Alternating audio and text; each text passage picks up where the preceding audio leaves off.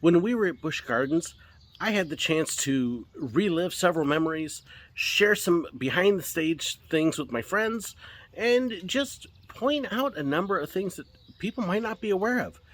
Here's a look at some of the behind the scenes, background memories, and other things from Busch Gardens from when I worked there.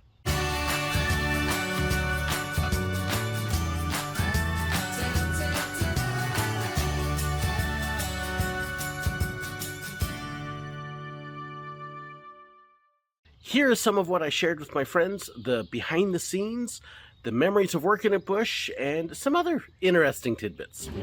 All right, so this nice big wall here that everybody misses, this is actually the old entrance to the walkway to Rhino Rally. So you would walk in there and down that path, and then there used to be a little snack bar right about there, and then you kind of hook left, and that would take you to the station. So you can see they're finally tearing it all up.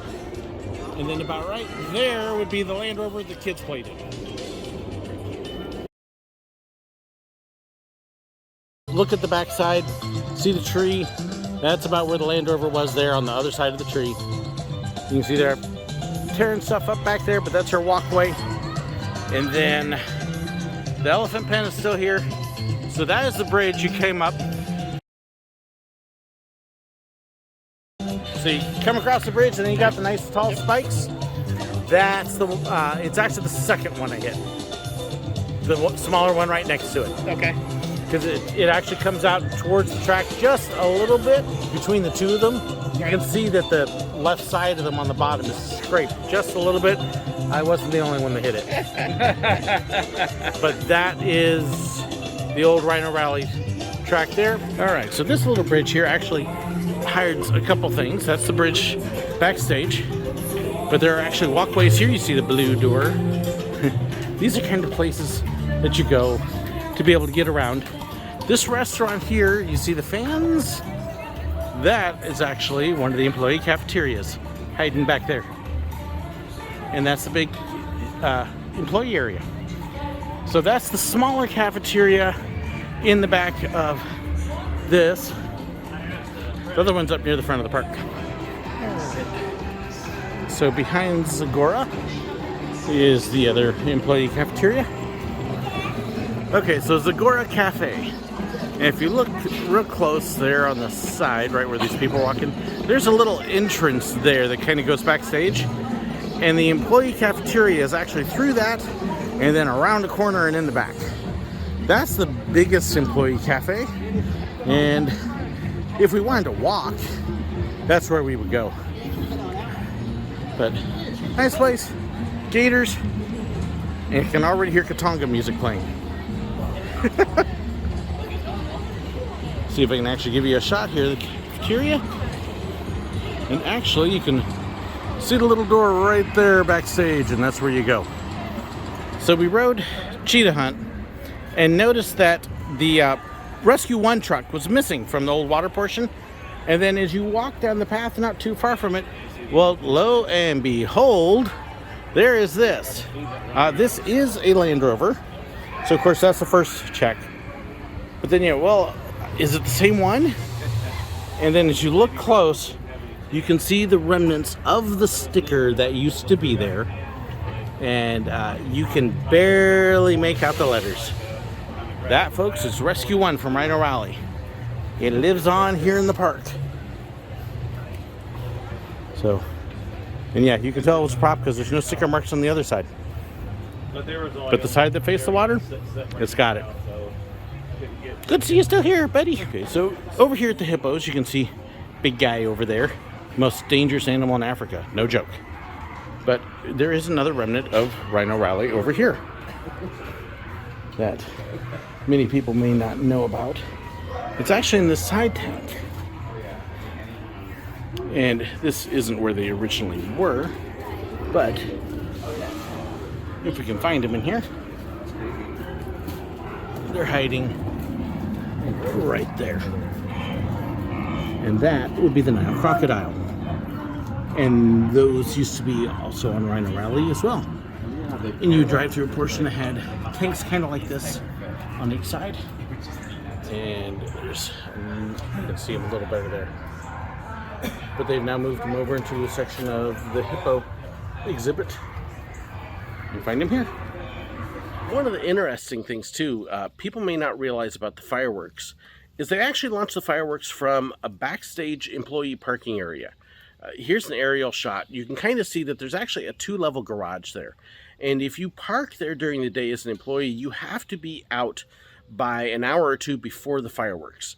If you're on the lower level of the garage where it's covered, you're okay, but anything exposed in this area has to be out. And that's because all the fireworks fallout lands in this area as well. We did see one time somebody had left their car there, and burning embers and stuff definitely fell on it. At the end of the day, when you would walk through on your way out to drop off the Land Rovers, you'd be stepping over burnt fireworks casings and debris. It was quite a mess that would then get cleaned up overnight and be ready for the morning. Otherwise, daytime, this was kind of the main employee parking lot here. And the other one was actually up by Kumba. So you could park one of the two places. If you worked evening, you definitely want to park up by Kumba so you didn't have to go move your car again later. And then the access road connects both of those. And you can kind of see how that runs here. Now, when we picked up the Land Rovers, we would pick them up at that main employee parking lot, the firework fallout area. We would drive them up the access road, round by Kumba, make a right turn by the Sky Bucket ride, and then take the dirt access roads over to Rhino Rally. Ones that you had to go through a couple security gates and things like that to get to.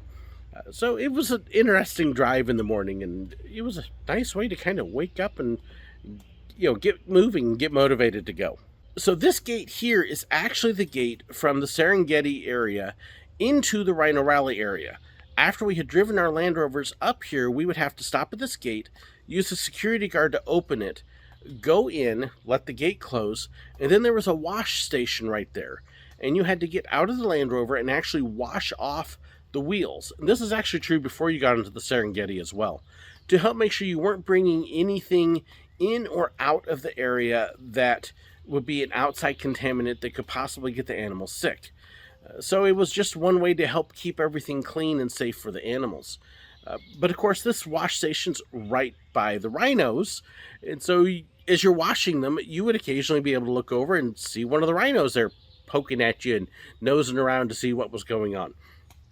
We could, within limited reason, walk up a little bit. We had to stay right by our Land Rover. We weren't allowed at the rhino pen for obvious safety reasons. But there was a little bit of a barrier that during training, they would allow us to come up to and get a look at the rhino and talk to us a little bit about it. And that's where we learned about the rhinos' names and not to use them, including Tim. I know in other videos I have said it was Mike. It was actually Tim. I was corrected on this trip. But yes, Tim was the one rhino that we had to be careful not to call by name because he'd come running up like a puppy, wanting a treat or a snack or something, and then when he didn't get one, he'd headbutt your Rover. Been there. Got that. Yeah, Tim was an interesting rhino. But it was interesting because the rhinos are also trained to go to the bathroom in just one area that we called Mount Poop that you would drive around in the middle of it. But yeah, just kind of a neat little behind the scenes drive-in, and you get to see stuff and how it worked back there. So if you ride the train, you can actually see a number of places where bits of Rhino Rally are still preserved, including actually hearing one of our jokes on the train. If you look over to your right-hand side, you will see large rocks with legs. But these are actually white rhinos. But there's a lot more backstage you can see on the train as well. Like these access roads I mentioned. This is the road that takes you from one parking lot to the other. You can see Kumba right there on the left, and there's the road that gets you through, that they drive shipments in and cast members drive in. And yes, you are required to wave if you are on that road when the train goes by. Here's another one of the access roads. But yeah, neat little trivia that if you're standing there as an employee and the train goes by, you're required to wave at everybody on the train. You can see, again, that same road. This is the other end of the park, and that's going to where we used to park the Rovers. And this is the dirt access roads. This is actually one of the roads that we would drive the Land Rovers in to bring them over to Rhino Rally from that back parking lot. You can see them all right from the train. And you can even see where Cheetah Chase dives down into Rhino Rally's old water portion. It's right here next to the train. Yes, there's a bunch of trees and brush in the way now, and the old Rhino Rally itself area has become very overgrown. But you can look carefully and still see where the old water portion was, and where Cheetah Chase is diving through those old canyons, and where Rhino Rally used to float by. There's a great look at it right there. That's Rhino Rally. However, much of the old course now you can see is overgrown. There's your old walkways and entrances, and it's just looking abandoned, forgotten. They're starting to tear stuff down, but it's just left to sit and do nothing. That's abandoned Rhino Rally, and it, as a former driver, it's kind of hard to see. Most of the rest of it, it's overgrown like this. It looks like just Florida woodlands, wildlands that have reclaimed it. I really wanted to get a ride on the Sky Ride to be able to see what the rest of it looked like, but unfortunately, the Sky Ride wasn't open, so I couldn't do that. So I hope you enjoyed this look at some of the things I remembered when I was working at Busch Gardens. Some of the memories that came back, a little bit of the behind-the-scenes info, and other things. Do you have questions? I'd love to hear them. Please share them in the comments below. Have things changed? I'd love to hear that as well. Don't forget to hit that like button, share, and subscribe, and check the description. There's a ton of information there, too. Thank you as well to my patrons, my YouTube members, for helping make trips like this possible, and especially to Craig for sponsoring it. And thank you so incredibly much for watching. God bless. So when we were at Busch Gardens, I had okay. When we were at Busch Gardens, I had the chance to relieve. No. When we were at Busch Gardens, I had the chance to relive several memories, point out to my friends some of the behind-the-scenes things, and just remember. Oh my goodness.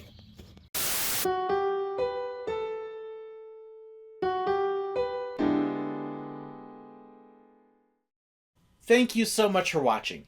If you'd like to know about contact information, fan pages, merchandise, and more, please be sure to check the description below. If you enjoyed this video and you'd like to know when I have new ones, well, make sure you hit that subscribe button right up there. And if you want to see another one of my videos, well, I've got a great one for you right here. And a huge thank you to these wonderful people here who support me on Patreon and with YouTube memberships. They get behind-the-scenes information, special perks, and more. If you'd like to know more about that, well, make sure you check that button right there. Thank you so much.